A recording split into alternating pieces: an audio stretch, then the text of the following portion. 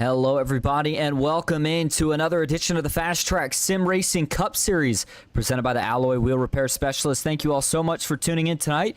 You are watching Austin Green on Ghost Racing Network. Qualifying is complete as we get ready to kick off race 2 in the round of 12. We'll race here tonight at the Big Bad Superspeedway that is called Talladega Superspeedway, and then we'll head next week to the Charlotte Roval before we kick out 4 more drivers and move ourselves on to the round of 8. So without any further ado, drivers are getting ready down trackside, so let's head there and get right into it with tonight's starting grid. Taking the pole, the rookie, Kenneth Bartholomew. We talked about he was going to be dangerous at any super speedway we went to this season.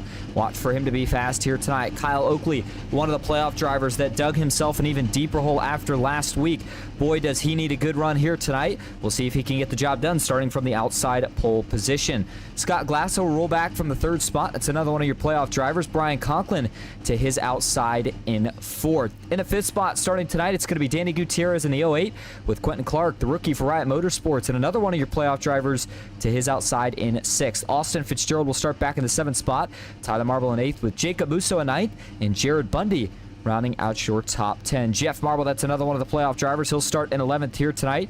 Tracy Powers to his outside in 12th. By the way, 2 of the other drivers that I wanted to mention were in the playoffs that we read off in the top 10 was, of course, Tyler Marble and Jared Bundy. Michael Mueller, though, he'll start back in the 13th spot for Riot Motorsports. Jake Hickson in 14th. Remember, Jake Hickson, last week's winner, so he has already locked himself into the round of 8. Looking for a good run here tonight. Christian Lostgen starts back in 15th. Ryan Haynes to his outside in 16th. And then back in the 17th position here tonight, we'll start Brandon Saylor, Ty Iopolito to his outside in 18th. Andrew Russo back in 19th, and GT Hawkins rounding out your top 20. Brett Spod will start 21st with Jeff Shutt to his outside in 22nd. And then it's Cody Matthews back in 23rd with Alan Pajari in 24th. Jeffrey Souza starts 25th. Sean Kaltenbach, good to see him back in the field tonight. He will roll off 26th. Thomas O'Hara back in 27th with Roger Shelton in 28th. Bill Benedict 29th and Johnny Mahalchuk rounding out your top 30. Greg Bartlett in the 77 starts 31st. It's Glenn Grigsby back in 32nd. Then you've got Anthony Hanley in 33rd with Mark Zabak, the Canadian driver, rounding out the field. He will start from 34th. All right, taking a look at your finishing results, or excuse me, meant to say your race info here tonight. We got a ways before we're going to get to your finishing results.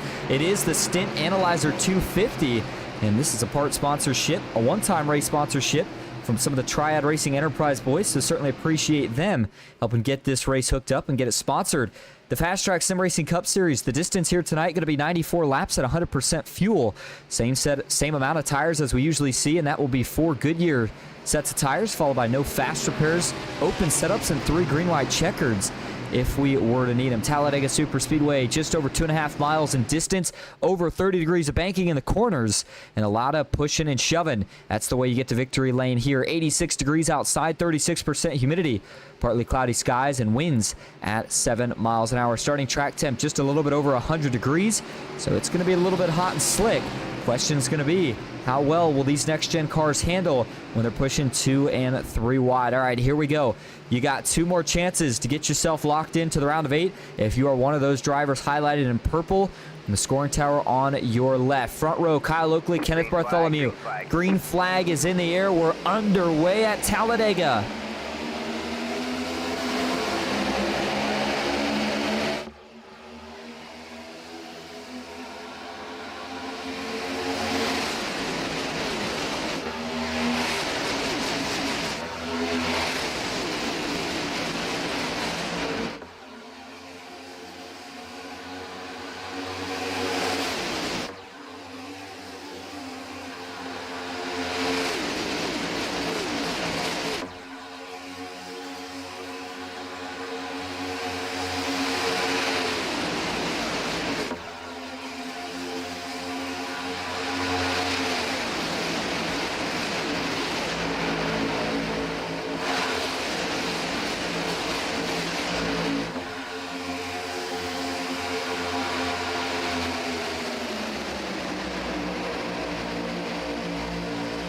Lap 1 is complete, and it goes to the 37 of Brian Conklin on the high side for Team Marble iRacing. Right now, he's getting pushed by the 00.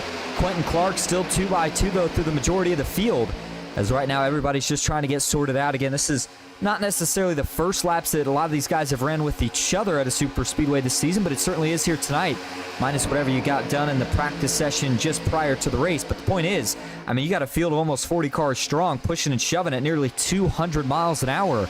So everybody's going to have to kind of get adjusted here, see where your car feels good at. Some of these cars are going to handle better in the pack. Some of them are going to handle better out in front. But right now, Brian Conklin seems like his car is handling really good just about anywhere he's put it, as he now leads the inside line. Quentin Clark, though, on his outside, trying to see if he can pull clear to potentially jump down here in front of the 37. And we'll see if he makes the move. He will not. Instead, he'll open the door up for the 48 of Tyler Marble to get paired up with his teammate. And so that's a bold move there and a smart one by Tyler Marble, as now that puts Team Marble iRacing 1-2 on the bottom. Quentin Clark waiting for some help now from Jared Bundy up top. Tracy Powers sitting just behind these two at the moment. And, you know, really we talk about teammates. Well, here at Super Speedways, that's the name of the game, right? You find your teammates, you're going to be able to find your way to the front a whole lot easier than without them. And so we're going to see green flag pit stops. And the interesting thing that I think we'll see is, do these guys try to pit from the inside and the outside, or do they get organized? Pit lane is not a very easy situation to deal with here. A lot of people think, oh, well, you know, you're coming off turn 4. It's a straight shot in. Why can't you just slow down? Well, when you're going almost 200 miles an hour, that's a hard thing to do. And sometimes you get these situations where drivers get gridlocked 2 by 2. Eventually, everybody's got to pit. And then it just becomes a matter of, can everybody get down without any incident, even if you're not necessarily, or guess I should say the field in general isn't necessarily all lined up single file. But as it stands right now, 2 by 2 with no issues. Let's take a look at some of the onboard views that we got here tonight.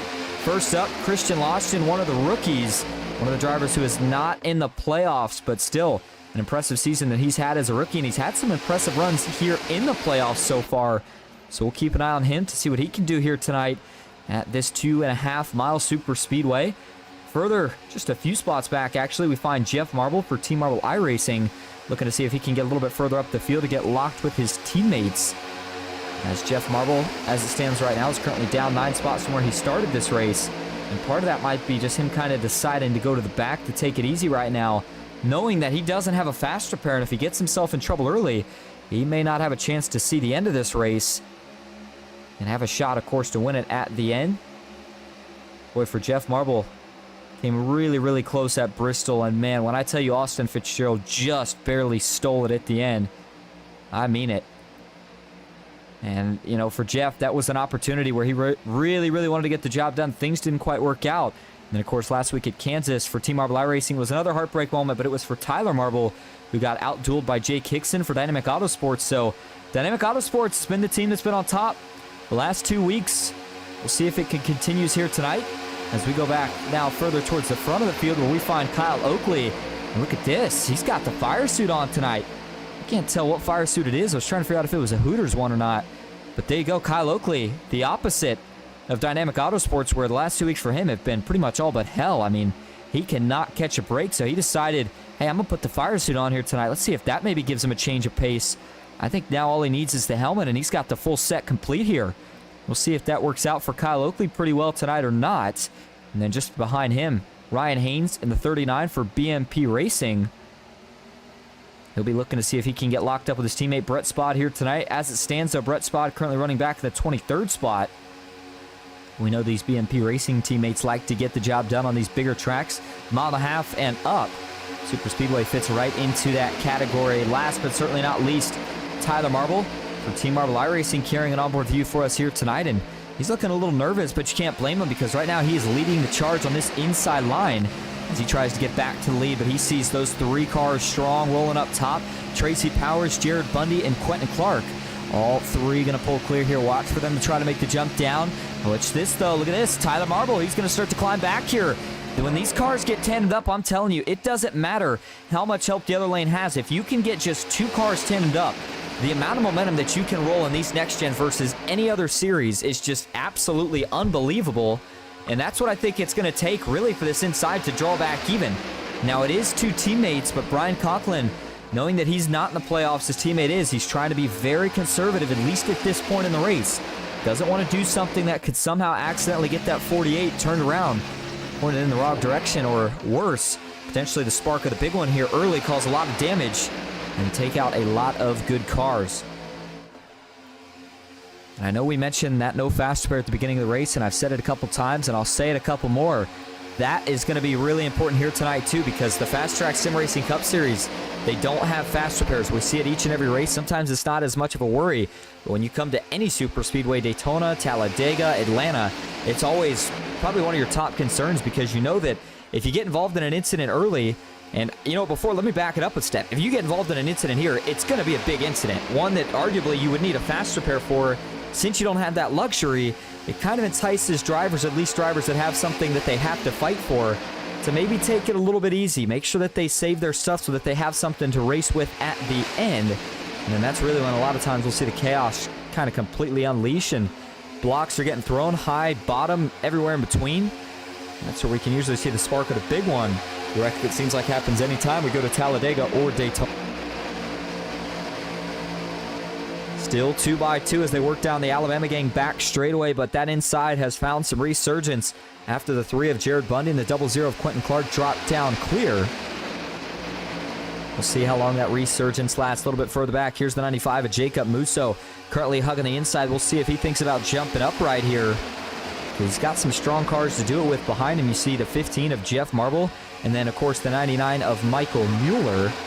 And this is back right around the 20th position. Mueller and Marble, 2 of your playoff drivers. Jacob Musso made it to the round of 16. Unfortunately, though, was not able to advance on to the round of 12. And since we're talking about playoffs, as much as we are, I think this is a good opportunity to actually show you exactly what that playoff picture is looking like coming into this race here tonight. So again, we have one more race after this. It'll be at the Charlotte Roval. And as points stand right now, Fitzgerald leads the playoff standings. He'll be good to go to the round of 8, as will Jay Kickson, who already got that win, got himself locked in. And you got to assume that drivers like Tyler Marble, they are also in good position, assuming that nothing goes horribly wrong here tonight and next week. But it's Quentin Clark who's back in 4th, Jeff Marble 5th, Ty Iopolito 6th, Michael Mueller back in 7th, and then Thomas O'Hara, currently the last driver that is above that cut line. He sits in 8th. Jeff Shutt, Scott Glasso, though, right now, the 2 drivers fighting to get back above the cut line. Minus 13 and minus 14 is how far back they both sit.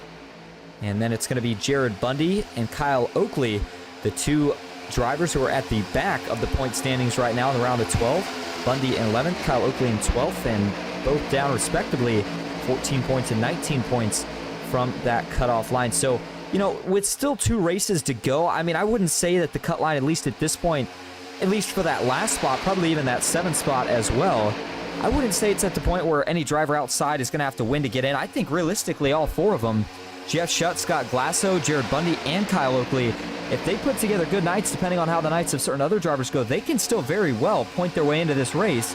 The question is going to come into play of if they don't have a good night and you get a couple more drivers that were already in the round of 8 as it stands right now do have a good night, then they maybe lock themselves in or get too far ahead where, you know, maybe a guy like Kyle Oakley or Jared Bundy all of a sudden next week have to fight for a win in order to have a chance to advance to the next round. By the way, if you remember back to last week, Jared Bundy, who we thought was going to win that race until an accident occurred, well, we did get a little bit of insight from Johnny Mahalchuk at some time during the week. They actually said that Jared wasn't going to win the race because he didn't quite have enough fuel. And so it was going to be based off when cautions flew and the way different things worked out either way. A little bit better news, I guess, for Jared Bundy, if that is indeed true, based off the way things ended and him getting collected in that wreck with Danny Gutierrez, a lap car at the time that certainly put him in the bad points position that he runs in tonight. But Bundy in a good track position spot right now as he sits 2nd on the inside, currently running just behind the 00 of Quentin Clark. Also, don't forget, no stage breaks in the races here for the FastTrack Sim Racing Cup Series. So the first, I don't want to call it a break, but the first breakup in the action we'll have is if we can make it to that first green flag pit stop. And these cars on 100% fuel can run somewhere right around 40 laps or so here around Talladega Superspeedway. And again, that depends on if you're, of course, riding around in the draft or trying to lead the pack out front. And so we'd expect that first pit stop, I'd say right around lap 40, maybe give or take a few laps. And either way, it's not going to be a one-stopper. You're going to have to make at least 2 green flag stops. But that second stop, I would assume you're not going to be taking much more than just maybe a splash of fuel, maybe left side tires if you have enough time. So this first stop is where it's just all about making sure you get in smooth. Make sure you don't make any mistakes. You've got some time to work with. You still got a lot of racing to go. You could get a caution, so don't try to press the issue just to make sure that you can get out in front. And kind of on contrary to that, somebody who is pushing the issue to get out in front right now is Tracy Powers in the 25. Boy, he looked like he was washing up the track a little bit there off of turn 2. And as close as him and Quentin Clark are running, even though they're only 2 wide, gets me a little nervous and anxious for how close they're going to run later when they're 3, potentially even 4 wide. Ryan Haynes now has himself up as the lead pusher on the outside. GT Hawkins just behind him. And then it's Jared Bundy still sitting 3rd on the inside. Tyler Marble has faded back to 4th on the inside with his teammate Brian Conklin just behind him. There's Sean Kaltenbach in the number 2 machine. Again, don't believe that he's working with any set team here this season. Kaltenbach, after running full-time last season, was much more of a part-time guy this time around. And so the driver out of Columbus, Ohio, he's going to have to try to make some friends here tonight since he doesn't have any guaranteed ones already. See if Kaltenbach can make that happen. Best way to do it, run up front and try to push different guys to the front, as that's always the best form of encouragement, if you will. And trying to get guys to help you later is put that little thought in the back of their mind that, hey, I helped you earlier, don't forget me later, especially if there's nothing else to do besides choose who you want to push. So still 2x2 up front, 2x2 through the middle, as there's Cody Matthews in the 10 machine, Alan Pajari just behind him. Those two right now are both up a handful of positions. Actually, Alan Pajari is up a few more than that. And then Cody Matthews is up even more than Pajari. He's up 8 positions from where he started this race at. Alan Pajari is up 6. Johnny Mahalchuk in the 72, still back in 19th. Fitzgerald, not last week's winner, but the week just before, he sits in 20th. As Jay Kickson, of course, last week's winner. We see him right now sitting in 3rd. Now, we do have a pretty good amount of playoff drivers up here running inside the top 10. Clark, Hickson, Bundy, and Jeff Marble at the current moment. But we're going to see that shuffle around a lot. We focus, and I feel like we talk a lot, obviously, about the playoff battle because that's what's going to determine the season champion, but there's still a couple of other battles going on. We already wrapped up the Noble 5 Challenge, but the other battle going on is, of course, the one for the drivers not in the playoffs. The highest finishing driver in the playoffs, the highest finishing driver not in the playoffs at the end of the playoffs will get an extra bonus. I believe it might have been either $15, maybe even up to 50. I don't remember. Point is, you get a little cash in your pocket if you can win that battle. So does the driver that finishes 2nd in that kind of point standing battle, and then the driver that finishes 3rd as well. And so that's why you see guys like Tracy Powers, Ryan Haynes, GT Hawkins, Sean Kaltenbach. They may not be in the playoffs, but they're still up here to do everything they can to try to get a win here tonight and boost their standings with the way points are right now. All right, so when they cross the line this time around, it will be 18 of 94 laps complete. Quentin Clark, Tracy Powers still leading the way. We're going to take our first break, but we'll go side by side so you don't miss a thing. Stick with us here at Talladega.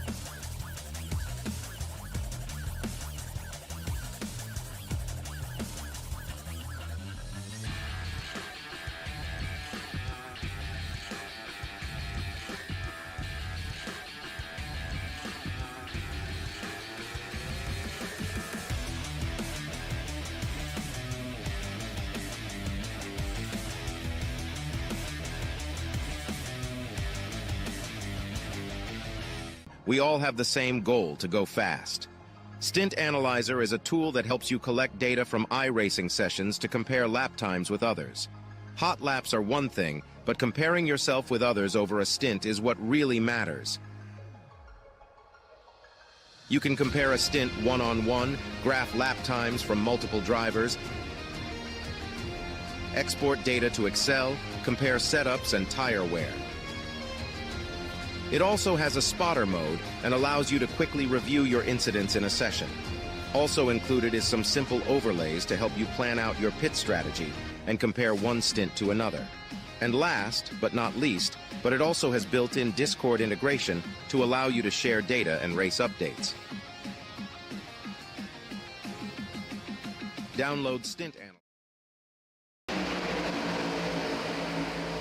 Welcome back to the Stint Analyzer 250 at Talladega Superspeedway, giving you another onboard view here with the number 7 machine, and that is the rookie Christian Losgen.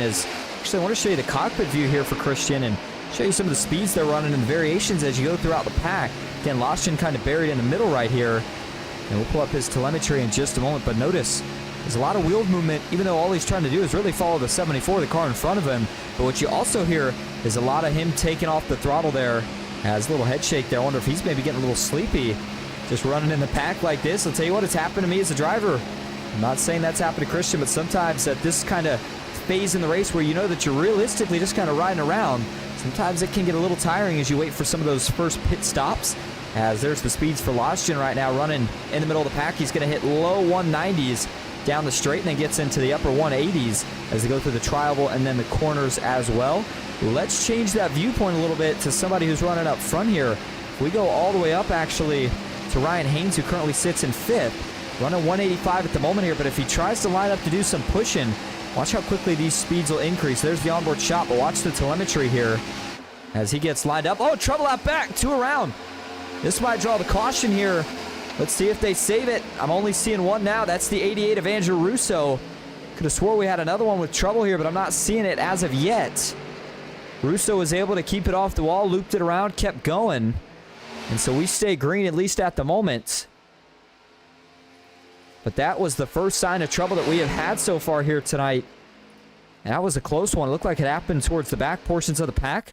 And so before they get too far out, let's go back and see what happened here. And so again, Russo, who made it into the round of 16 after winning at the last plate track, Daytona International Speedway, has gotten himself some damage after being involved in an early wreck here tonight. So here we go. He's going to get spun out of the pack, and it almost looks like this is going to be the result of some form of major checkup. But let's go to the chopper view first, so I think that'll give us the best idea of exactly what it was. All right, so here we go. Watch this from the chopper view. Watch ahead on this inside. They're already stacking up, as a matter of fact.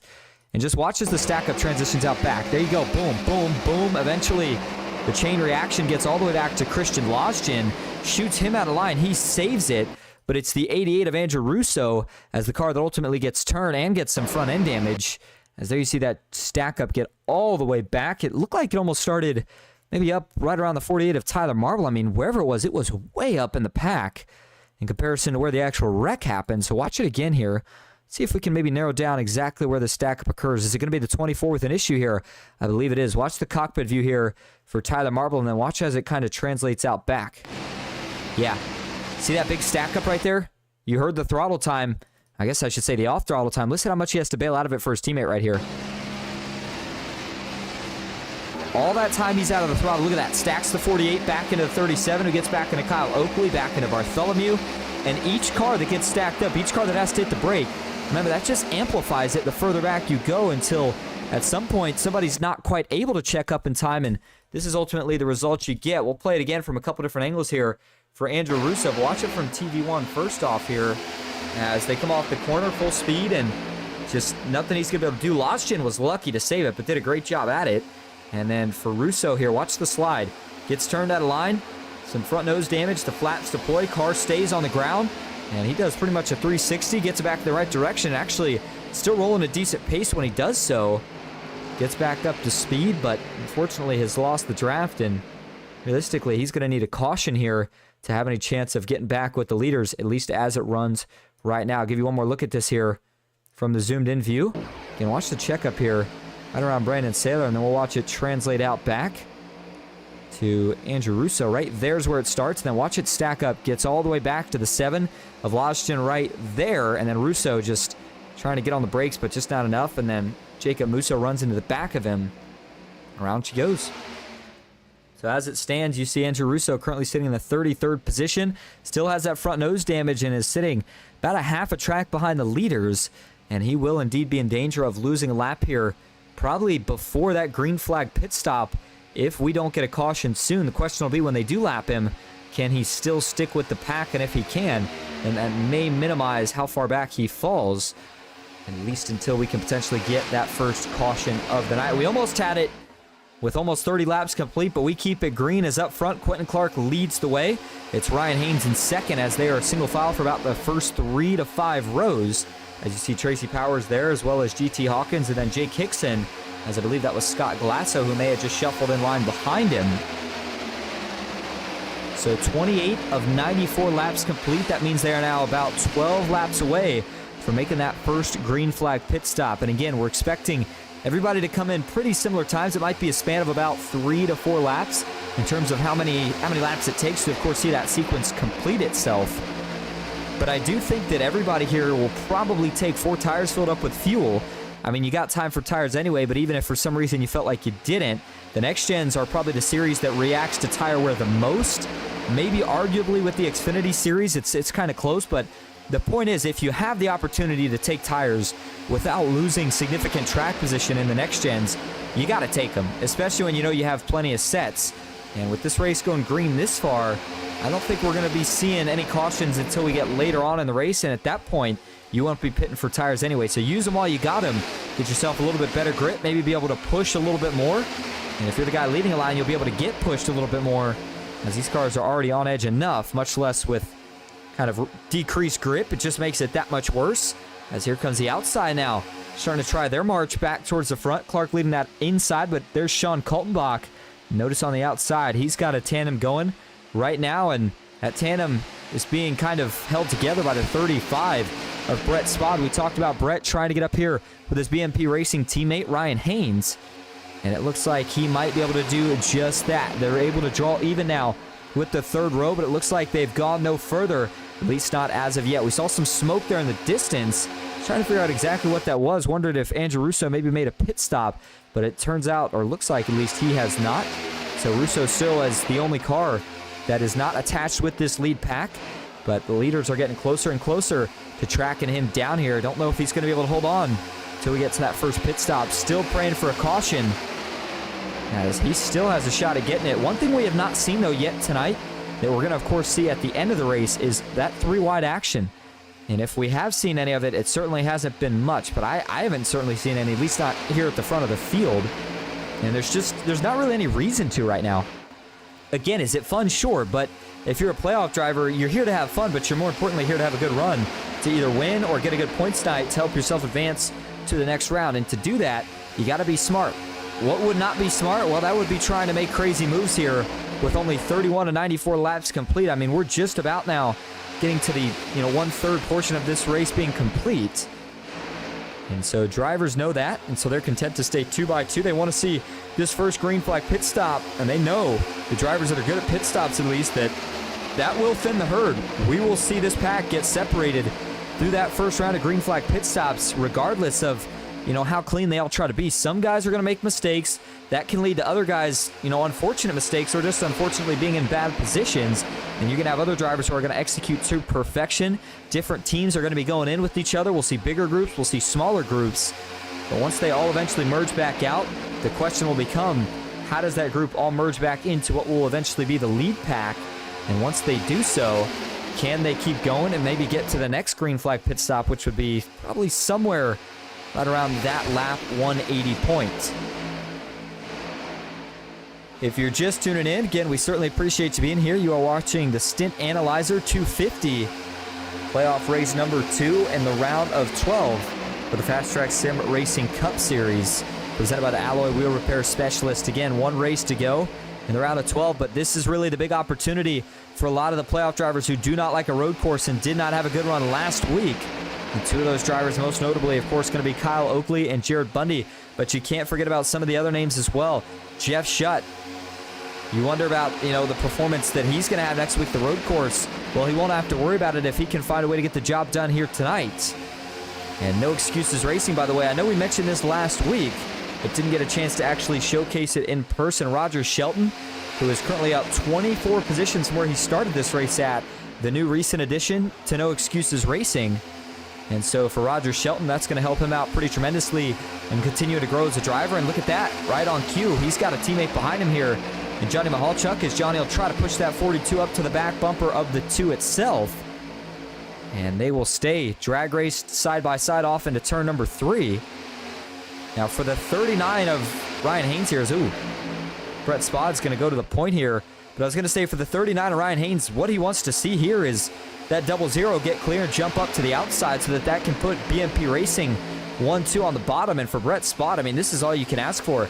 After the way a lot of his season went, I think he kind of threw whatever the game plan was out the window and said, I'm just going to go out here and I'm going to try to lead laps and maybe it'll win this race. And I'm telling you, I see a lot of super speedway racing, and contrary to what a lot of people think and some of the real life strategies we see, the guys who come out here and try to lead the most laps, even if it's not anywhere close to the end of the race, it always seems to be the drivers that end up winning these races.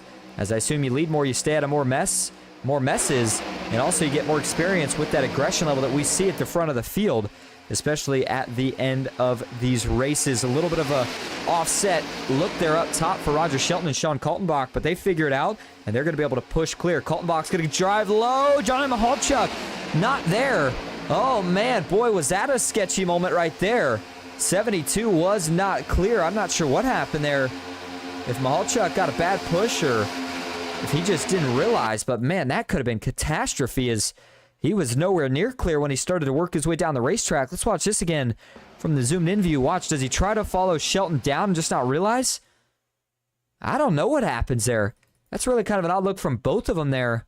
So at this point, you see Johnny Mahalchuk. He's got his left side tires above that white seam. And then does he just come down or does Brett Spod start to come up here? It might have been a little bit of Spod coming up, but certainly the 72, especially right there, jumps down and then kind of stays down for a minute, which again was really, really odd to me. Just a very, very odd look. Not sure exactly what that was for Johnny Mahalchuk here. Let's watch it from the cockpit view. And again, Johnny is definitely coming down. I mentioned Spod may have been creeping up slightly, but this is definitely Johnny just creeping down a little bit. And then that's just such an odd look to me. It genuinely looks like he just never realized he was there. Finally, he does, and again, very lucky that that wasn't a crash, but boy, that was certainly too close for comfort there for Johnny Mahalchuk and Brett Spod. As it looks like now, they've organized a bit more up front. 4 cars single file on the inside, as you've got Roger Shelton leading the 72 of Johnny Mahalchuk on the outside. The 9 of Mark Sabak is there as well. And you've got the 64 of Glenn Grigsby, followed by Cody Matthews. So a lot of the independent names that are now making their way towards the front. And this is where you're starting to set yourself up for track position. But at the same time, I got to believe that drivers are also thinking about maybe getting themselves lined up here on that inside line pretty soon for this first green flag pit stop. As we cross the line that time, it is now 37 of 94 laps complete. And again, that means that we're starting to close in now on that pit window. When do you decide to come in? That's going to be the big question here. How far can you stretch it? I think you obviously, for at least this first stop, I mean, go as far as you can. I think that's the best strategy for getting a quicker stop on the second round of pit stops. But at the same time here, you don't want to accidentally get yourself caught on that outside line. We mentioned at the start of the broadcast how hard it is to pit if you're stuck on the outside, but it seems like we always see guys trying to do it. And if anybody's on a different page, if you've got one guy on the inside staying out and a guy on the outside coming in, that could be the big one here, even though we're only 38 of 94 laps in once we cross the stripe this time. And so now we expect it to be somewhere between probably about 2 and 5 laps is when this fuel window will open and drivers will pit. So watch for them to continue to single file to the bottom. That outside slowly but surely continues to fall off. That's just as more drivers find some space down low to jump in. Shelton going to grab a side draft there off the rookie of Quentin Clark. He'll see if he gets enough of a push from his teammate here to drop down anywhere down the backstretch. Johnny Mahalchuk tried to give the 42 a pretty good shot, but not quite enough for him to get clear or jump out in front anywhere. And so for Roger Shelton, as it stands right now, currently still running on the outside leading this pack. He's still trying to find a way down, and if you're the 42 at this point, I think you're committed to going high, but hold that thought. Here we go. We're going to see some pit stops. First round of the night for the first group of drivers that's going to bring it down. Looks like it's Sean Kaltenbach along with the double zero of Quentin Clark that lead him in. The two BMP Racing drivers along with GT Hawkins, the rookie, and then Michael Mueller, one of the playoff drivers. Another one of the playoff drivers actually that came down with his teammate Clark, and then you got the 25 of Tracy Powers is, GT Hawkins. Yikes, that is not the way that he wanted to pit that race car. Is that contact for him is going to certainly not help his chances. Did he get ran into from behind right here? I think he very well might have. Watch this from the chopper view. Hawkins is going to go pull in. Yep. Gets tagged by Mueller, and that turns him right into the concrete there. Tough break, as you got to hope that doesn't give GT a bunch of damage, but certainly hurts his pit stop time as he will lose touch with the lead pack. As here we go off of turn 4, we're going to see some more pit stops this time around. No, we do not. Interesting call there to not see anybody bring it down that time. So they're going to try to run this thing out then would be the next guess. We do have a bit of a second pack that is formed up here right now being led by Thomas O'Hara. They sit right about, looks like 1.2 seconds. Take that back, it's actually 1.7 seconds behind the back bumper of the leaders. So they're going to need to get tandem together here and really push for a lap or two if they want to catch back up. That pack does contain O'Hara, Greg Bartlett, Jeffrey Souza, and Bill Benedict. And then this lead group now, 40 laps complete, would have to expect that they're going to have to make this pit stop here really, really soon. We said right around lap 40, maybe give or take a couple laps. Well, we already saw one group hit, so I think that you're going to see just about the rest of them maybe try to come down this time. We're getting ready to find out. Here they come off of turn 4.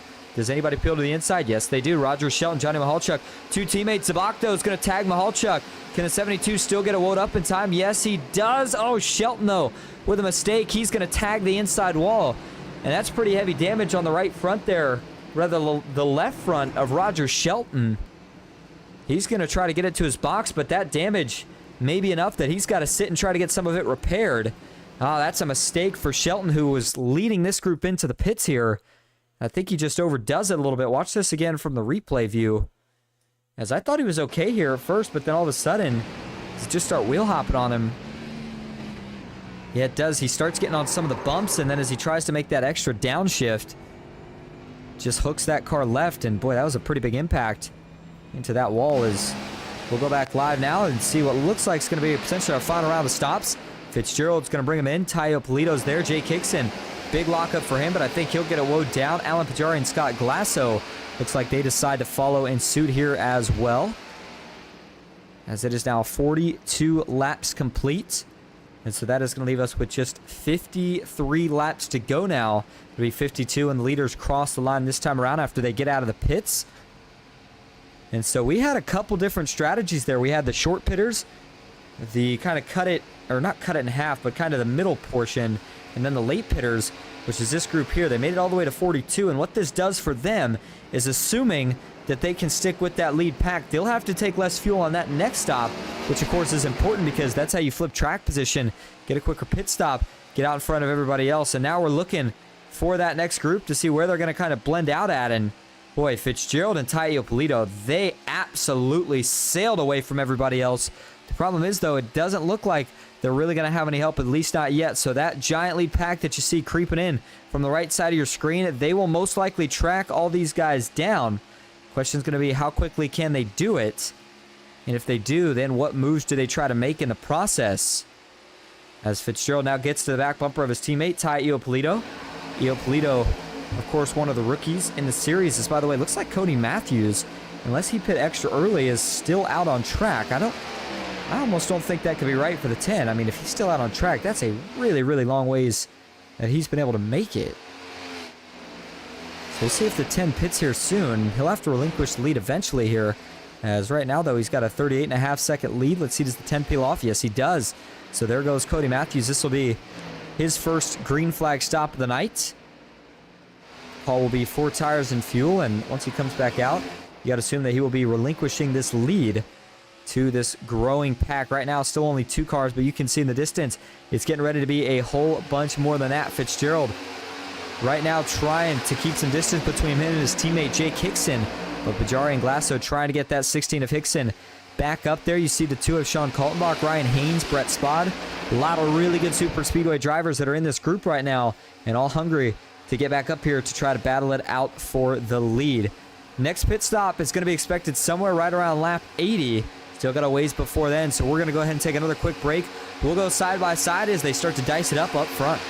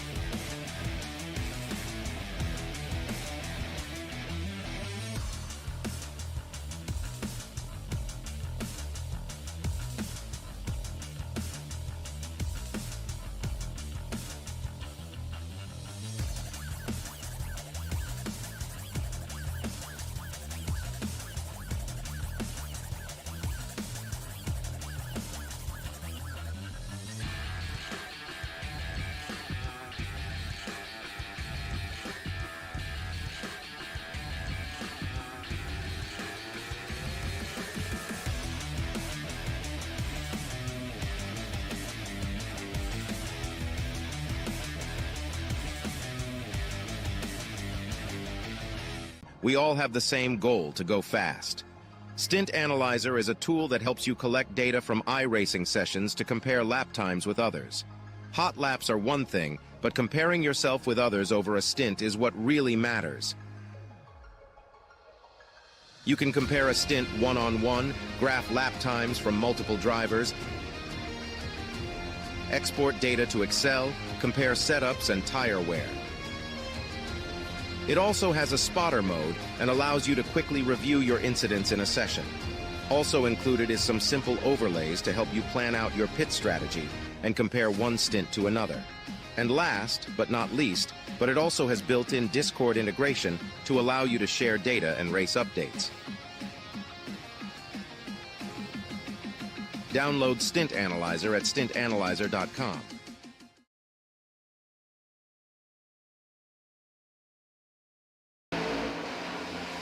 Welcome back to Talladega Superspeedway with the Stint Analyzer 250, 48 of 94 laps complete. You know what that means? We are officially over halfway as action continues to slowly but surely pick up right now here on the racetrack. But up front, it is still the 19 of Ty Iopolito with his teammate Austin Fitzgerald. And now they've actually made it all three teammates. Oh boy, further back, look at this mess.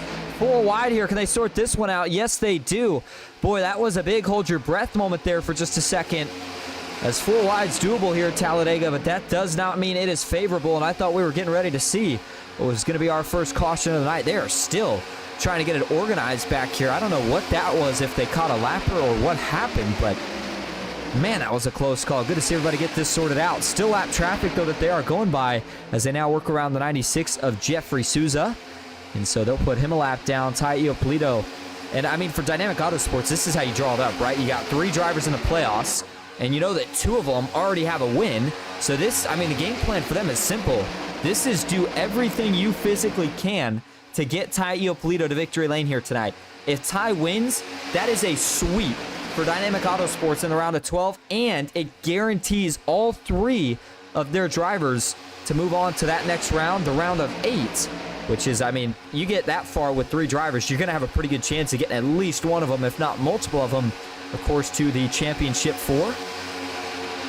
So we'll continue to watch this here and see if anybody decides to make a move again. Right now, seeing kind of a lot of single file is, boy, you noticed right there. Hold on, let's back this up a little bit and show you what I'm talking about. For Austin Fitzgerald, that's pretty major bumper damage. Not sure where he got that from, but it may make that 74 car a little bit tougher to push. For Jake Hickson, 2 Fords and a Chevy, kind of in a sandwich right there, but either way, what I was getting ready to say is we still have a second pit stop that we know it's probably going to be somewhere right around lap 80, maybe lap 84 for the drivers that kind of went a little bit longer. And so the real race isn't going to be on until probably about 15 to 10 laps to go, but you can still get yourself set up, still try to get yourself in position, and realistically, if I saw those 3 cars that are leading the way and I knew what their game plan was most likely going to be right now, I think I'd be up there trying to find a way to separate them. I mean, you do not want them in that position here with 10-5 laps to go, somewhere in that range, because things are going to get pretty chaotic pretty quickly if they stand in those spots. As that, I mean, that gives them the opportunity to control the inside, the outside, and the third, technically, if they really wanted to try to fan them out, or they just keep 3 cars on the bottom. They've got the best chemistry, and they're able to stay ahead of everybody else regardless of which lane develops and which lane's got momentum. Scott Glasso, though, here we go, starting to draw back even. Sean Kaltenbach, one of the greatest pushers at super speedways that I've seen in the FastTrack Sim Racing Cup Series in my 2 seasons so far. Like I said, we didn't see him full-time this season, but shouldn't be too shocked to see him making a part-time start at a super speedway, because he knows how good of a chance he has at this place, and he wants to see if he can maybe find victory lane here tonight. As it is about 28 laps to go now until we get to that next green flag stop. Tai Iopolito still being scored as your leader. Now, by the way, I know we already mentioned points, but of course I do want to mention what the schedule is looking like going forward. We mentioned that next week we're going to be headed to the Charlotte Roval, as that will be the final race, of course, in the round of 12. And 4 drivers that get eliminated, they're out, and then we move to the round of 8, where we'll see another 3 races. That will be Las Vegas, followed by Homestead, then it's off to Martinsville, and that will eliminate 4 more, as then we'll set ourselves up for the Championship 4 race, which will be hosted at Phoenix. 156 lap duel in the desert to crown your season champion.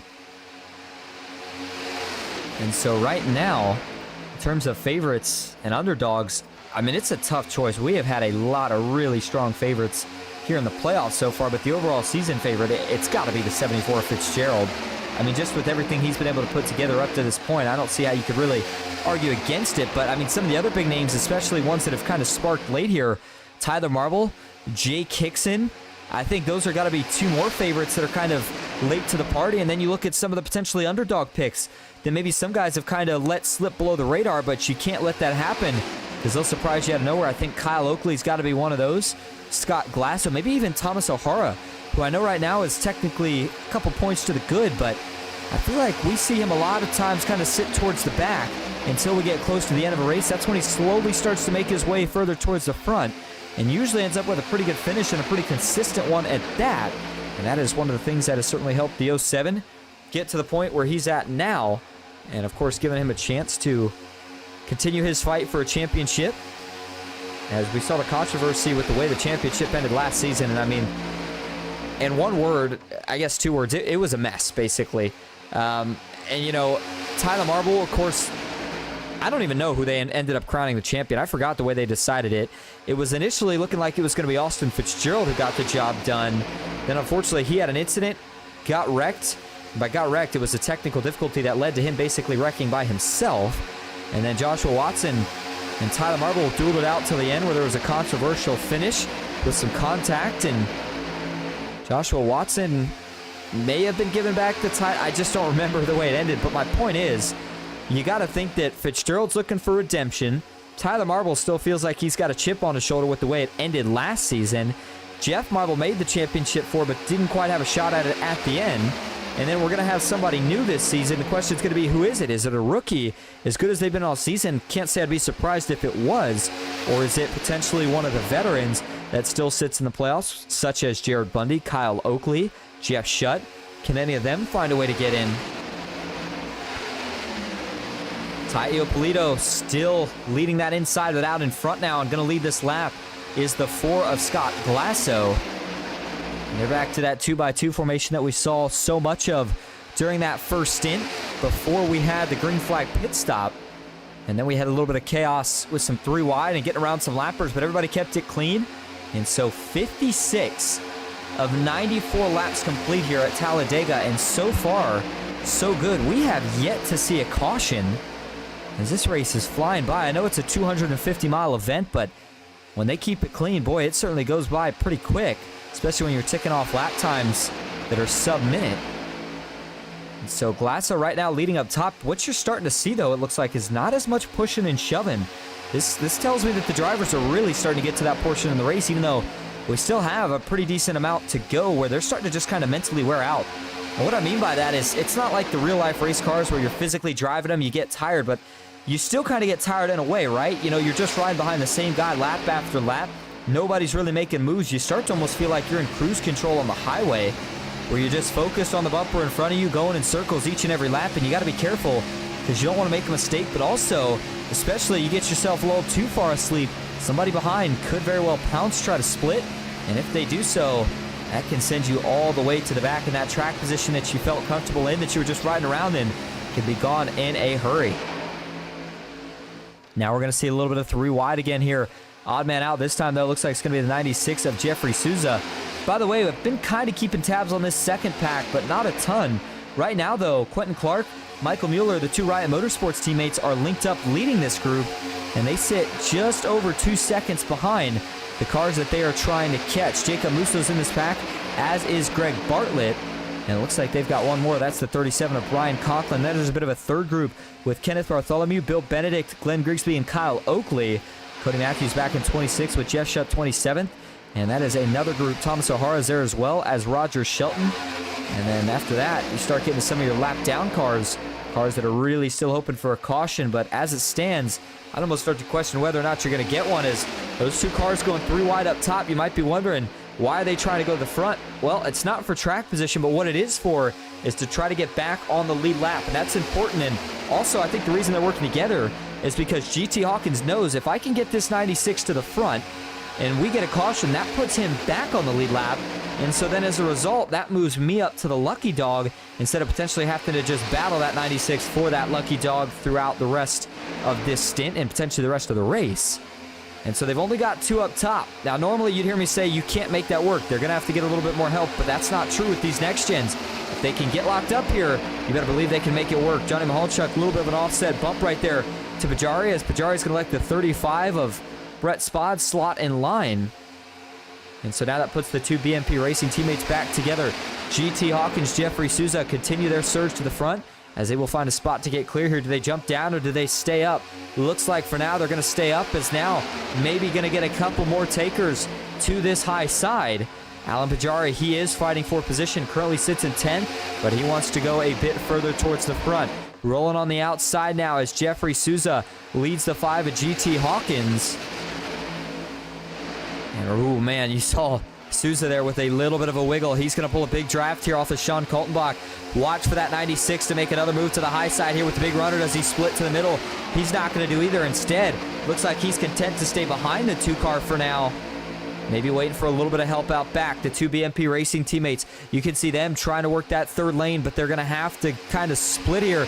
Ooh, big wheel movement right there out of the 35 of Spod. Looked like that car almost snapped out from under him, but he was able to save it, keeps it together. So nicely done right there. As they cross the line this time, it'll now be 61 of 94 laps complete. And so we are now right around 20 to 22 laps away from that final green flag pit stop that will ultimately take us to the finish of this 250-mile event. And so Souza, boy, he tried. It looked like it almost worked, but now it has finally backfired, and he will be headed all the way to the back of this train. Meanwhile, GT Hawkins, the car that was going with them, was able to slot in line just in front of Alan Pajari. He's got to feel pretty good about his positioning now as they stay rolling 2x2. Another brief hiccup right there as the top side's going to have to give a little bit more elbow room, as I think that was Tracy Powers that wiggled up just a little bit. And now looks like Brett Spod gives it another thought, but he'll jump down. Marks the box just behind him in the number 9 machine. How about Greg Bartlett in the 77 sitting in 21st at the moment? Haven't had a chance to talk about Greg a ton this season, but you got to give a tip of the hat to that group, and of course Greg being a part of that group for catching back up to these leaders and giving themselves still a fighting chance in this race even without help from a caution. And sometimes that gives you a little bit of extra momentum in the race. We always talk about momentum, by winning races and momentum getting good finishes, but there is in-race momentum that can be gained in different ways, and at these super speedways, there's no better way to get it than either leading the pack and being able to successfully control the pack, or one that I think gives you a little bit more is what they just did back there. That second group, that is working together with less cars to catch a bigger pack and keep yourself in the fight as we start to get into the later portions of this event. All right, so it will now officially be 63 of 94 laps complete. We're going to take another break. We'll go side by side so you don't miss a thing. Stick with us. We'll be back at Talladega.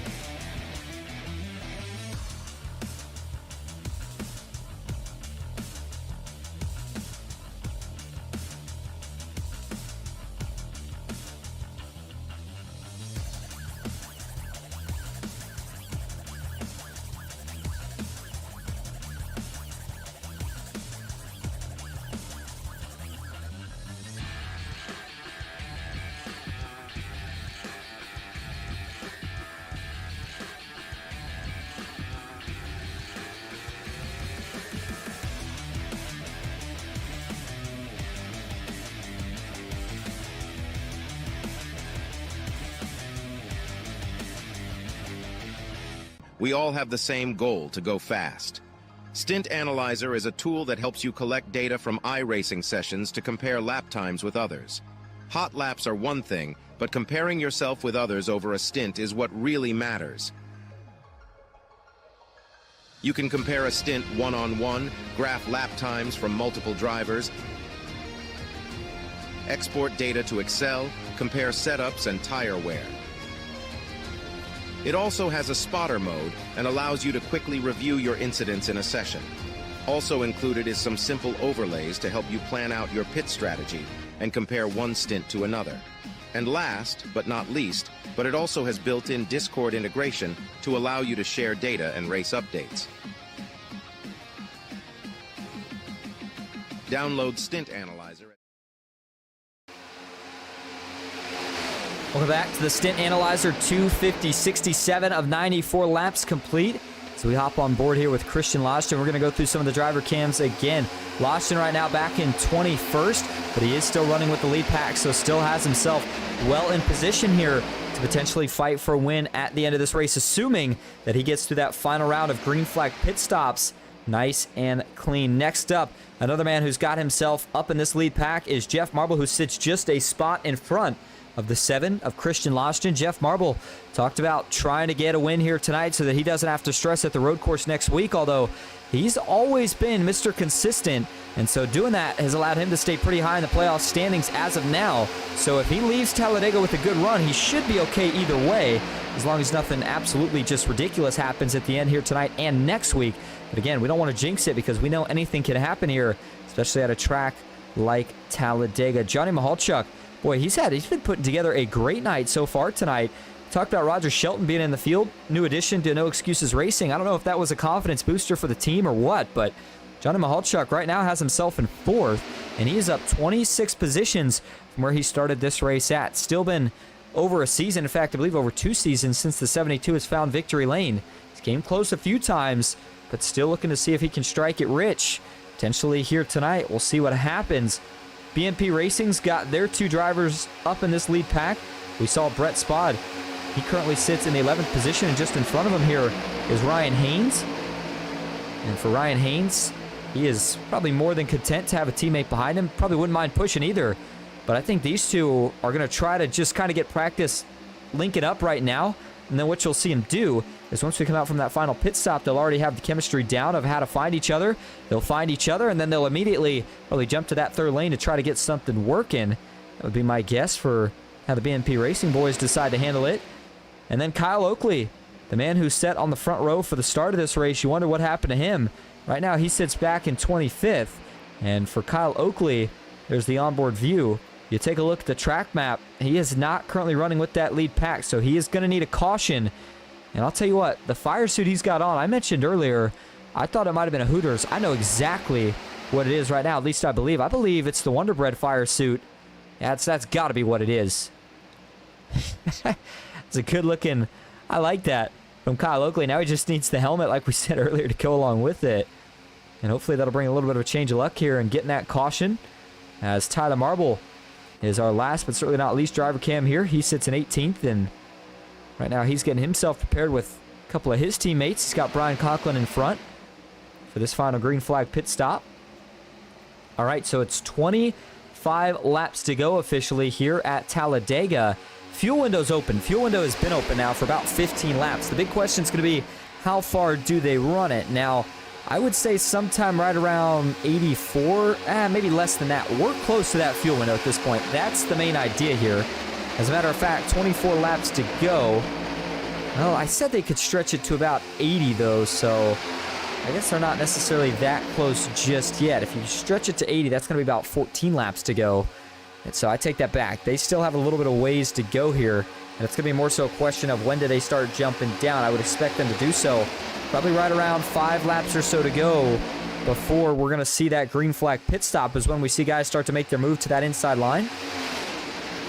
Certainly cannot allow yourself to get stuck up top. They did a pretty good job of handling it during that first sequence of green flag stops, but now this is going to be the money stop. This is where you cannot make mistakes, and if you make one, it's going to be probably your race over. Now, I know that there's a good chance and a pretty big opportunity that we will indeed see a caution at some point, probably after we get this final green flag stop, because you know the aggression level is going to pretty much ramp up through the roof. But if for some reason we don't, you got to be ready to know that you made a good pit stop and have yourself in position. Kelvin Masur says, how can I apply to join this league? Kelvin, we do have a link to the Discord in the description, which is the first way to get started. So make sure you click that. I believe it says, interested in joining the FastTrack Sim Racing Cup Series, click here. Again, make sure you do that. If for some reason that link doesn't work, make sure you let me know, and I'll try to get you one here to get you in that Discord and get set up. They also have a truck series, so it's not just the next gens, but again, also the trucks as well. So, appreciate you asking. As now it is officially 22 laps to go. You saw right there as we were talking, the 72 on Mahalchuk got split out in the middle, and just as we had been talking about a lap ago, how great of a run he had going, just a brief mistake there, maybe not even considered a mistake, but just getting split there has now led to him going as far back as he currently runs, as he tries to either find a spot in line or maybe just to hope that this outside starts to rematerialize, because as it stands, it's disintegrating here. It's falling apart. We're seeing a lot more drivers that are now moving to the inside of the racetrack. Further back there, that was really, really close. Oh, man. GT Hawkins got really offset right here. Watch how close this one was to potentially being that first caution here. Watch GT Hawkins on the high side here. That's Brian Conklin. We need to go a little bit further back here to Hawkins. I'm telling you, he all but looked like hooked to 35 right here. Watch it. He's going to get a big run here. The 35 has to check up. Maybe gets into the wall. Hawkins, oh, man, almost. If he would have hit him right there, offset left, the way he had him lined up, that would not have been good. Lucky break right there as we now see our first round of pit stops. And this time it's a flip strategy. The drivers that pit the latest last time are the drivers pitting the earliest this time. There goes Tai Iopolito, Alan Pajari, Jake Hickson, and Austin Fitzgerald. So Dynamic Autosports, that's about as well as you could ask to execute. Now we'll see how does the rest of the field respond to that here. As they work their way off of turn 4, let's see, does anybody peel down below the pits? They do not. Maybe they saw that last time staying out longer allowed that first group to get a bigger of a gap, and they're going to try it. But for Austin Fitzgerald and company that just pit that time, remember, they had to take less fuel because they pit the latest on that first pit stop. So they should, in theory, if they can run really fast together, have an even bigger advantage over the field when they come out this time. But we'll have to see if it indeed pans out that way, as of course it's not a guarantee. And the other problem is this right here. They're just not together, and the longer it takes to get together, the more time you lose, because this lead pack, they are together, and they're pushing. Everybody's got draft each and every lap, and so they're running as fast as they can, whereas that second group won't be running as fast as they can until they, of course, get grouped back up together. So we have now getting ready to officially get inside of 20 laps to go, as it'll be 19 when they cross the stripe this time around. Still 2x2 up front. Still 3 cars that are persistent on this outside, determined to not get down and lined up for a pit stop just yet.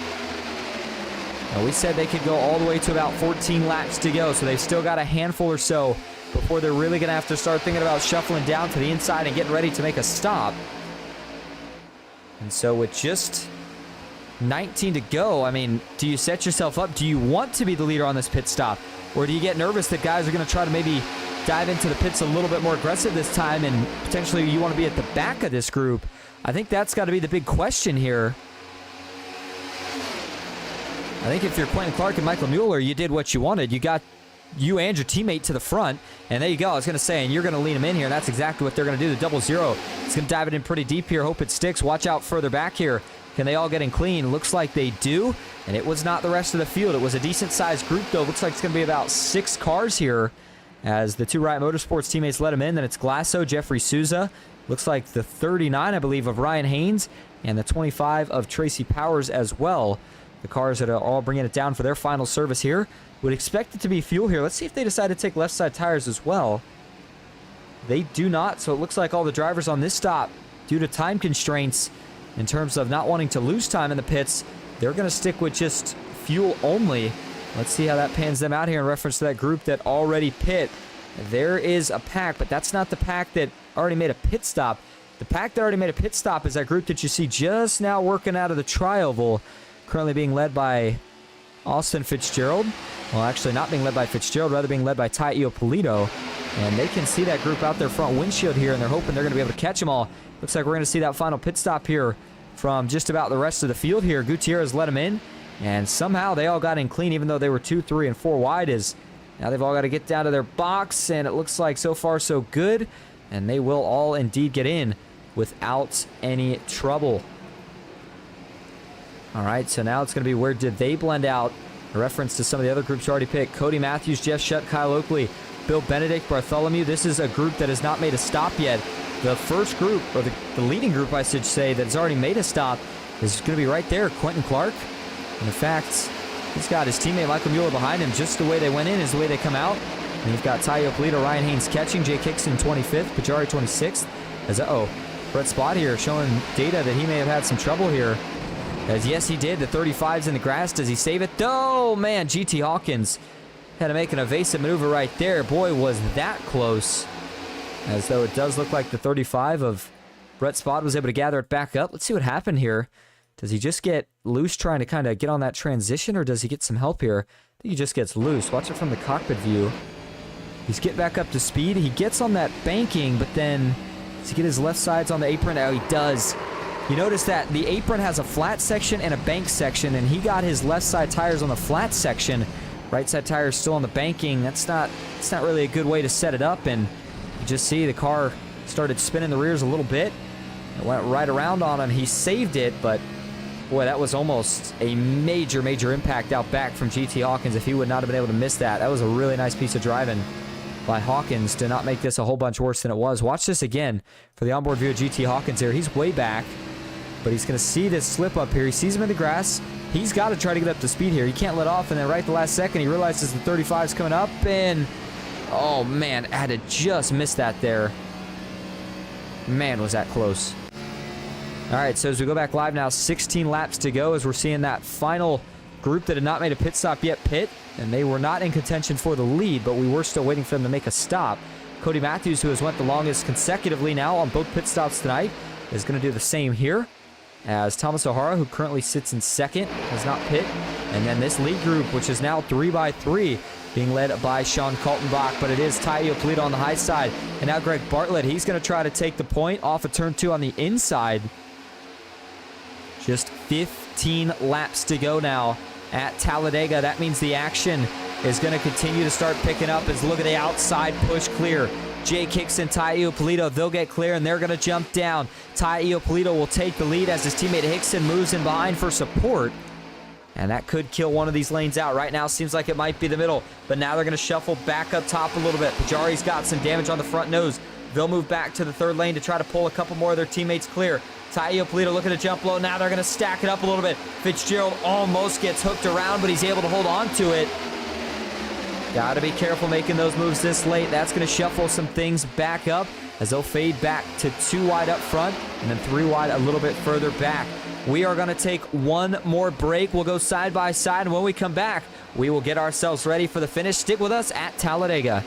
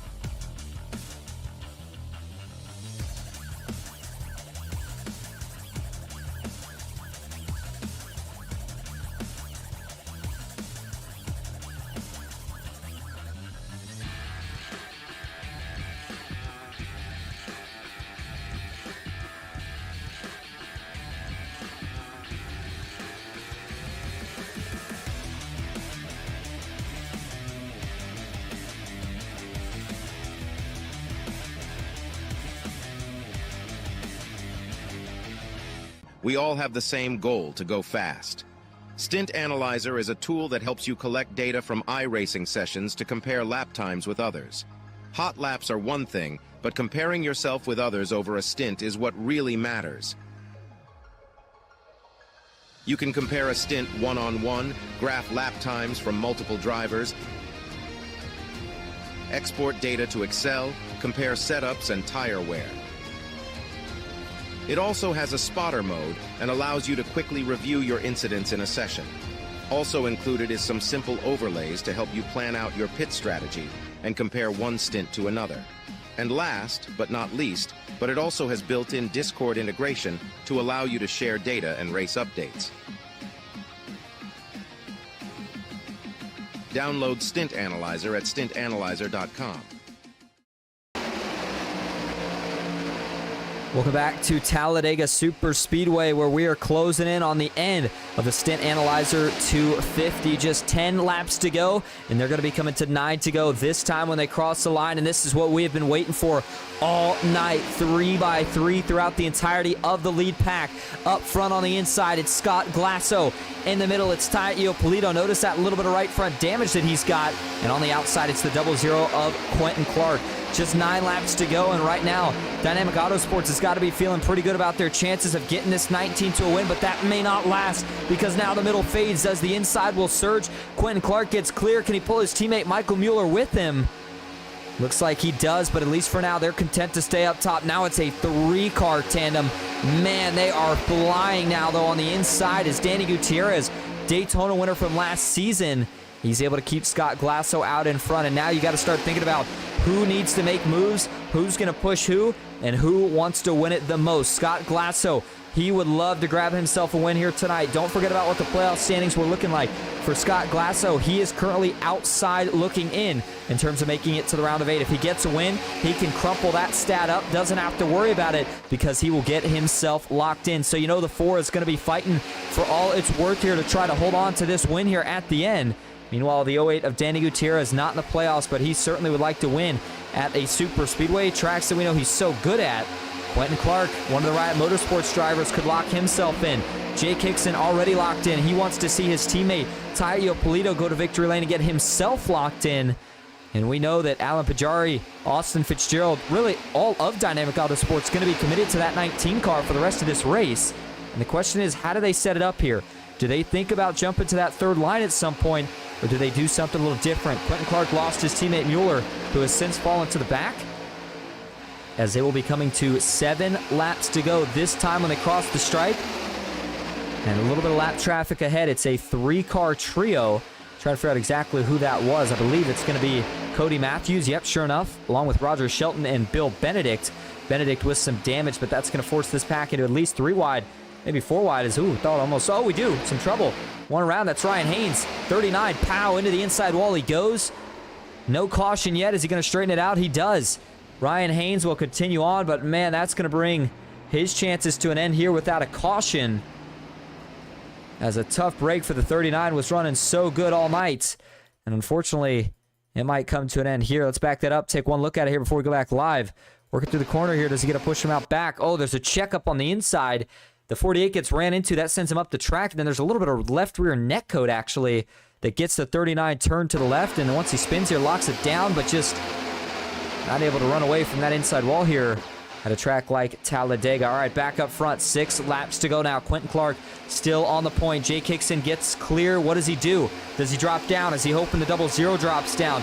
That's the question of the move. Now that Talladega Polito and Alan Pajari get clear, watch for kind of a 3-man move here. Are they going to dive all the way to the bottom, or do they stay up for now? Here they come on the lap cars. The lappers are going to stay to the middle as, looking like they kind of block up top. Boy, I don't know about this one here, as the lappers are now going to split out 2 wide.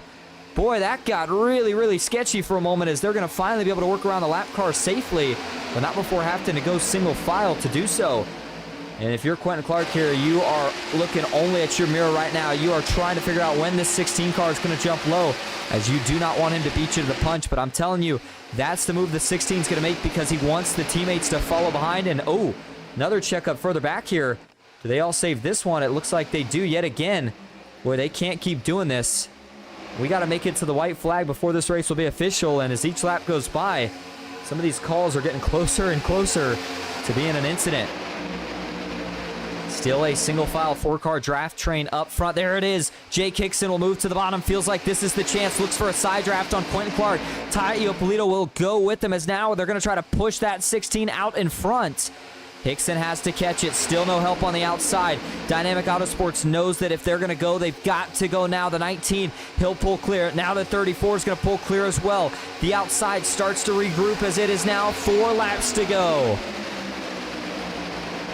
3 cars linked up on the bottom. We'll see if they decide to move up top. Quentin Clark and Danny Gutierrez are starting to push back on the outside. This is the most pushing and shoving that we have seen all night. And let's see what some of these dashboard speeds are looking like now. 195, and it's going to just keep going up from there. Hickson is locked on right now with his teammate, the 19 of Ty Iopolito. They'll hit just about 200 miles an hour as they rocket into turn 3. And they are still trying to find some organization further back. Right now, they can't seem to find anything for the top 3, which are all Dynamic Autosports drivers. This top lane, it's not done fighting just yet. Guess who? It's one of the veterans, Jeff Marble. We know how good he is at pushing now. He's on the back bumper of Gutierrez. And they're going to have a big run here. They're going to have a business decision to make here. Do they push Quentin Clark or do they jump up? Looks like the 08's going to jump up. There they're going to go. There they go. Danny Gutierrez back down into the pack. The 3 goes up into the wall. Caution is out, as it's going to collect a couple more. The 7 of Christian Lodgen's in it. And you can almost see that one materializing. They had a massive run on the 00 of Quentin Clark. You knew it was going to have to go somewhere, either into the back bumper of the 00 or to that 3rd lane. It looked like as soon as it went to that 3rd lane, that's where things quickly went south. And you know what? First caution of the night, though, and you have got to give a tip of the hat to that. We just almost ran an entire race at Talladega Superspeedway under green. And you knew something may have had to give eventually. But boy, for these guys to go that long, again, just really, really nice job by everybody here tonight to make that happen. All right, so here we go. Let's watch it from the chopper view first. And what you're going to notice here is, again, we got to play this full speed because that really does it the most justice. But it's a massive run here, and it's going to end up being kind of a position where for Gutierrez, he had 2 choices, and either way, it was going to be kind of tough here, but I think the choice he made was a better one. Watch this. He's going to get there. I think well, that's a little tough to call here. Let's watch the cockpit view. I'm curious as did Gutierrez go up, or did he maybe get a little bit of an offset push that sent him up here? Watch the cockpit view. This will be the best kind of telltale sign here. No, he chose to go up. Yeah, that's exactly what happened. Gutierrez chose to go up. Again, I think that's the right call in this scenario. Just way too much speed. I think if he hits Clark there, it's a wreck guaranteed. But then as he goes to go up here, and I apologize for speeding that up. We'll back it up for you again here. But as he goes to make his way up high here, Jeff is going to try to follow. The problem is Jeff is just a little too close, and as he tries to follow, instead of being able to slot him behind, kind of just gets him there in the left rear. That gets the 08 out of shape. He's trying to save it. Jeff actually does manage to somehow keep it off of him. But as the 08's trying to save it, he's trying to drive out of it. And to do that, he's got to drive the car down the track. Jared Bundy's there. He gets into the 3. That sends the 3 down into the 72. And then Danny Gutierrez gets turned into Johnny Mahalchuk, who I don't know how didn't get right hooked up into the fence. Unfortunately, though, for Jared Bundy, he did. As Roger Shelton and Christian Lodgen get involved in the second portion of this incident.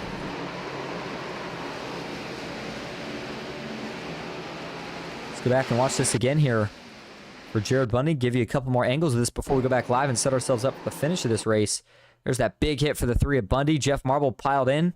He had nowhere to go. And then there's the secondary impacts for Roger Shelton, Christian Lodgen, and multiple others who also had nowhere to go through this incident. That's a big hit for Bundy. I'd be surprised if that car is able to return to the racetrack after contact that significant. I'll give you a couple more angles here from TV2. And boy, Lodgen looked like he might have snuck through. Didn't see that initially, but yeah, Michael Mueller, one of your playoff drivers, he was also involved in this.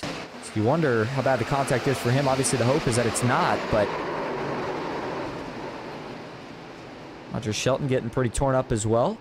And we'll give you one more look at this here from the zoomed-in view, as I want to show you that contact again for Gutierrez and Jeff Marble right here.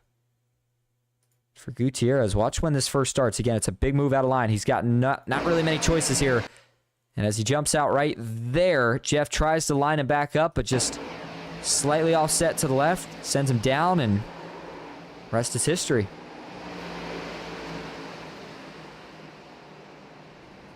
All right, so as we go back live, this will set us up for overtime attempt number 1.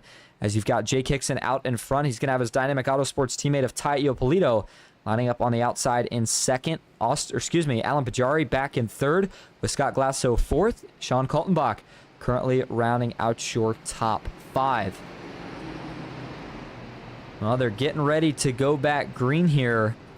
And man, it's a very interesting scenario here for Dynamic Autosports. And you know, we talk about it being a team sport. These guys have teams for a reason, super speedways especially. You wonder, how are they going to find a way to make this one work? Well, it's a good question. Let's see if we can bring up Jake Hickson here and see if he wants to tell us a little bit about what the plan is here. Hey, Jake Hickson, this is Austin up in the booth. You got a copy? Yeah, loud and clear, Austin. How you doing tonight? Good. Well, we're getting ready for our first overtime attempt. And boy, this is an interesting position, because you won last week. You've got yourself in position to potentially win again, but you've also got a teammate who hasn't won to your outside that could get locked in if he does. So what's going to be the game plan here to try? Well, just what's the game plan, I guess? Well, you know, I can't tell you that, Austin. Who knows who's listening to this stuff? We can't give away team secrets right now. But all I can say is we got a show for you right now. So if it works so good to our plan, you might be talking to somebody else tonight other than me in first place. Well, fair enough. We won't press you about it too much, as it looks like they're going to extend the caution here a little bit longer. But, I mean, the other question is just with the aggression we've seen here tonight, you guys have had a couple chances, not just with your teammates, not with just your teammates, but really everybody in the field to practice pushing. And do you feel like you kind of have it down now to where you could push anybody anywhere on the track, or do you still got to be careful with where you deliver pushes? Oh, I think I can push anybody around the track pretty easily. So I'm excited to see how this plays out, especially with Alan behind me. So I think we're going to get a train going here and just not be stopped. So yeah, we can push anywhere we want right now. So I feel confident in that. So hopefully, you know, you're talking to Ty here at the end of this race. Well, we'll have to see how it all pans out. But hey, we appreciate you talking to us. Congrats on the run so far, Jake, and we'll see if we're talking to you again here at the end of this thing. Thanks, Austin. Have a great night. You as well. There you go. Hey, he said he wasn't giving away the plan, but he said, I hope you're talking to Tai Iopolito at the end here. I think that's the same thing as giving away the plan. We know what they're going to try to do, and I think if we're being realistic, the rest of the field knows what they're going to try to do. The question is, how are they going to stop it? All right, we're going to take one more quick break as we set up for the restart here. Stick with us for the finish at Talladega.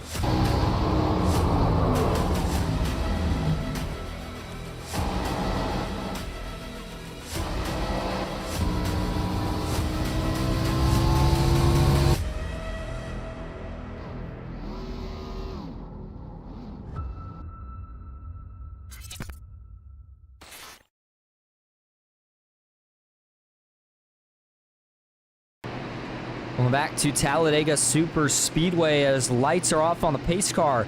And that means that we are going back green this time to decide a winner here tonight.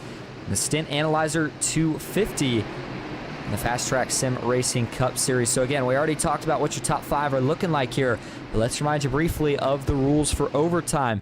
The biggest thing to remember is that we have to make it to the white flag for this race to be official. If they wreck and we get a caution on that first lap, then we will rack them up and try it again. We've got 3 attempts total, so if we can't get it done this time, we have 2 more attempts to try and get it done. Dynamic Autosports 1, 2, 3, and they've got Austin Fitzgerald not too far behind either. They're going to have control of at least 2 of the lanes, but as soon as somebody splits, that's where the chaos really starts to kind of unfold, and that's where we see a lot of sketchy maneuvers. And what is Tai Iopolito willing to do for a win? What is Jake Hickson, Alan Pajari willing to do for their teammate? How about Scott Glasso? What is he willing to do for a win? He's the man in the worst position right now, arguably, as he's outside looking in. And he's probably not feeling great about the road course next week. So why worry? Get the job done here tonight and be able to just have some fun next week at the Roval. Here we go. 2 laps to go. Green flag is back in the air. Overtime at Talladega, and they're stacking up on the outside. Are they going to hold it together here? They're certainly trying to. Boy, that was a massive stack up. That's going to spark some 3 wide before they even get off to turn number 1. Looks like up front, though, they're going to be able to get it sorted out now. Scott Glasso pushing for all he's worth here.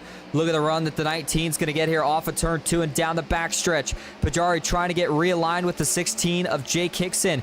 No move yet down to the bottom for Ty Iopolito. Watch for Glasso to try to beat him to the punch here. And if you're Ty Iopolito, you are getting ready to cover one of the most aggressive left turns that you are going to see all race. But now they both start to work down to the bottom.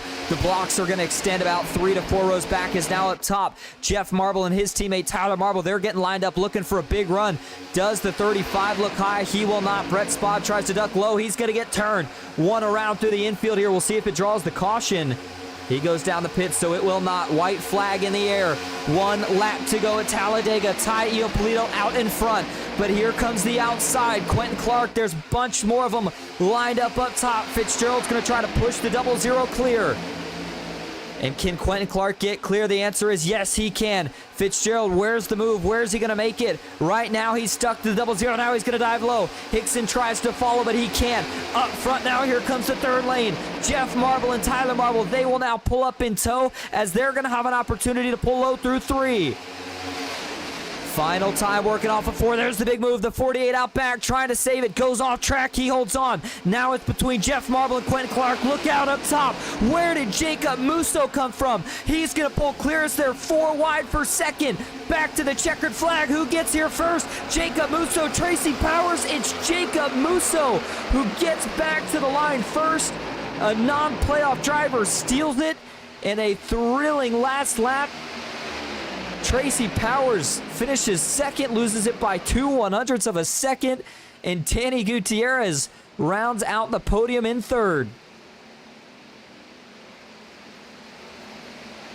Well, how about that? Did you have Jacob Musso down as being your race winner there?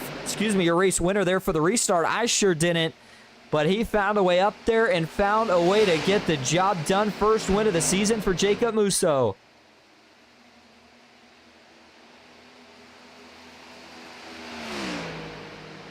And he's going to bring it around to celebrate here in front of the virtual grandstands, and he's going to be pretty amped up about that one. Playoffs or not, what a win and what a track to do it at.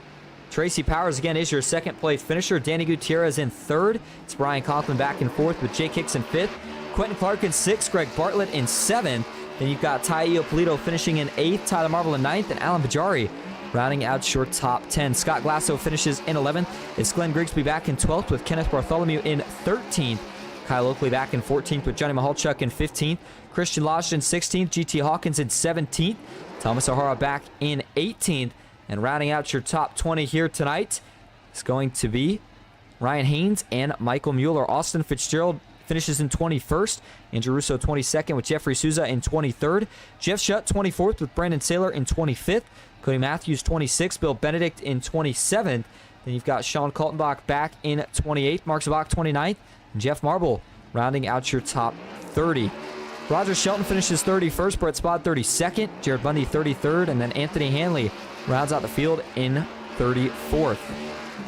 All right, well, Jacob Musso continues to celebrate here just across the start-finish line. As he does so, let's go back and take a look at this finish here one more time, and really where it all started here through 3 and 4. I mean, we talked about where did Jacob Musso come from, and watch this. Here comes the high line rolling. Jeff Marble, Tyler Marble, big run here. They got to make a decision. Are they going to stay high? Are they going to duck low? They duck low. A little bit of contact there between Musso and Tyler Marble gets Tyler off track, and then Musso sees the gap up top. He's going to take it. They wreck big time out back. And then look at this. They fan out 4 wide coming through the tri-oval right here. And then some contact. Jeff Marble's going to get tagged. Gets tagged again. And then as they slide across the start-finish line, I believe Jeff Marble got a black flag, which is why it scored him there. That may have been corrected and may actually move Jeff Marble up a position or multiple positions back towards the front from where scoring initially showed he finished. But then look at Tracy Powers here come through the tri-oval. I mean, he's going to duck low here, and He's got a genuine shot. If they've got another 100 yards or so, maybe not even that, maybe another 25 yards or so, Tracy Powers maybe steals that. But boy, what a finish we got here tonight at Talladega. All right, we're going to go grab your top 3 for interviews. Stick with us. We'll be right back at Talladega.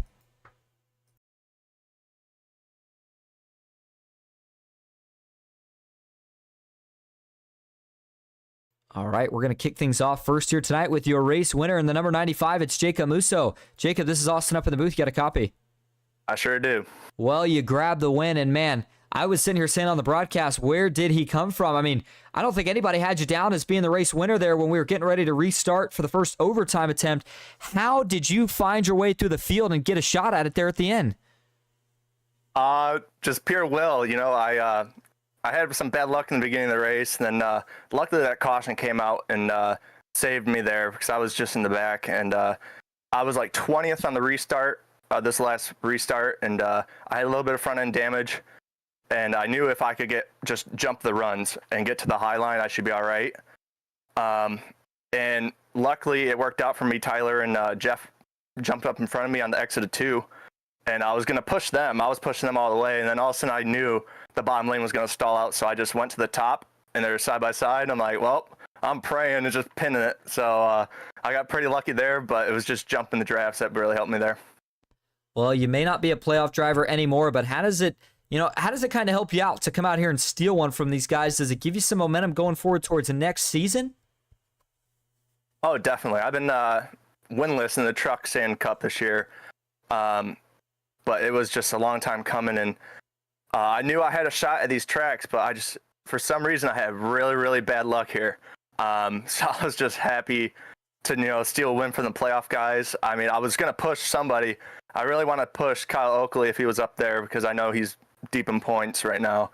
And I know he had a bad Kansas, so I want to help anybody out. And I seen Tyler and Jeff in front of me, and I knew they were in the playoffs, and I was going to push them, but then I had a shot, so I had to take it. Well, it was a good shot to take because it results in a win here tonight. So before we let you head out to celebrate, is there anyone you want to thank or shout out? Yeah, I'd like to thank all the boys at Musa Racing, GKM Racing. Those are all my boys, and they're pretty stoked that I got it done.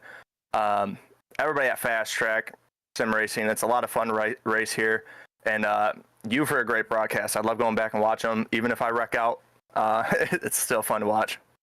Jacob, thank you for talking to us again. Congrats on the win, and hopefully we'll see you next week at the Roval. Thank you. All right, now that'll bring us to your second place finisher here tonight. The driver of the number 25, it's Tracy Powers. Tracy, this is Austin up in the booth. You got a copy? Hey, man, what's going on? Well, not much. You bring home a second place finish. You lose it by just 2/100ths of a second, maybe even a little less than that. Point is, a very close finish. Tell us a little bit about what was going through your mind there that last lap and coming to the checkered. I really don't know what happened on the last lap. I'm glad it did. I needed some luck after this year, but I don't know. I was just willing to follow around, and somebody got together up there, and next thing I know, I'm passing people and like they're standing still, and I might have got first if I hadn't hesitated as much, but I'll take second. Well, I kind of want to ask you a similar question to what we just asked Jacob Musso about. I mean, you finished top 3, you're a non-playoff driver, and not just necessarily there at the end, but even the whole race. Does the mindset change in terms of the aggression level, knowing that you're not in the playoffs anymore, or do you still go out there and try to fight as hard as you can each and every week to get that win? I don't think it changes much for anybody. I mean, this whole year, everybody's been, I think, very aggressive, and I know it didn't change for me. I'm just trying to win race, week to week, so. Well, the aggression certainly paid off here tonight, resulting in that second place finish. So, Tracy, before we let you head out, is there anyone you want to thank or shout out? Yeah, just thanks to Marbles for putting on the league and Alloy Wheel Repair. Thanks to my wife for letting me race.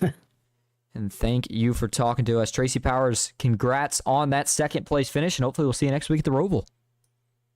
Sounds good. Appreciate it. All right, and now that's going to bring us up to your third place finisher, Danny Gutierrez. Danny, this is Austin up in the booth. You got a copy? Yes, sir. How are you? Good. Well, you were involved in a wreck a little bit earlier. The first caution of the night, as a matter of fact. How did you manage to recover and get back up to the top 3 there in just one overtime attempt? I wish I could tell you. I crossed the white line. I mean, the white flag lap on like 18th place, and I don't know. I just stayed next to the wall, held it wide open, and here we are, finishing third. Yeah, here you are. And I mean, this isn't the first time that we're talking to you in Victory Lane, or excuse me, not Victory Lane, but rather on the podium at a super speedway. You seem to have kind of a thing for these super speedways. What is it that you like so much and allows you to run so good at these kind of tracks? It's kind of, I like the ending. I mean, the first half and the second half of the race, you're kind of just riding around, but I mean, you just got to be patient. And you got to just show up with the fast car and just make the right decisions when it counts. And boy, you certainly did that here tonight. So before we let you head out to go enjoy a good podium, is there anyone you want to thank or shout out? Yes, sir. First and foremost, my Lord and Savior Jesus Christ. I'd like to thank Team Marble Racing. They helped me out throughout the race. I'd like to thank you up in the booth and all the sponsors that make this happen. And Danny, of course, thank you for talking to us again. Congrats on the third place finish, and hopefully we will see you again next week at the Roval. Nah, you won't see me there. All right, hey, fair enough. Well, nonetheless, what a race that was, and man, what a win for Jacob Musso. Grabs his first win of the season in thrilling fashion at the last super speedway of the season. All right, that is going to wrap up our coverage here on the night. As always, I hope you enjoyed. We will be back next week to kick off, or rather round out, the round of 12. That's it for me, Austin Green, here on Ghost Racing Network. And until next time, have a good night.